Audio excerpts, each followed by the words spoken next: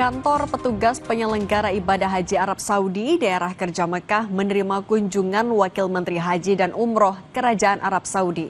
Abdul Fattah Mashhad, Ketua PPIH Arab Saudi menilai kunjungan ini sebagai peristiwa bersejarah dan penuh makna khususnya bagi misi haji 2025. Wakil Menteri Haji Saudi berkunjung ke kantor PPIH Sabtu siang waktu Arab Saudi.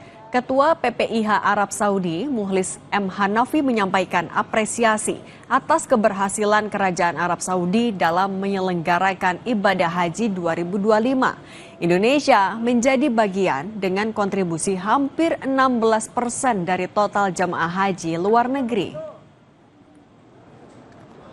Kunjungan tersebut merupakan yang pertama kalinya dilakukan oleh pejabat tinggi Kementerian Haji ke kantor misi Haji Indonesia di Mekah.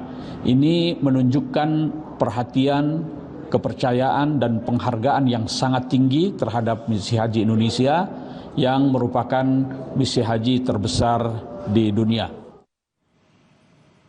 Informasi tadi menutup Kompas Petang hari ini. Saya Cindy Permadi. Dan saya Yasir Nenek Ama berterima kasih dan sampai jumpa.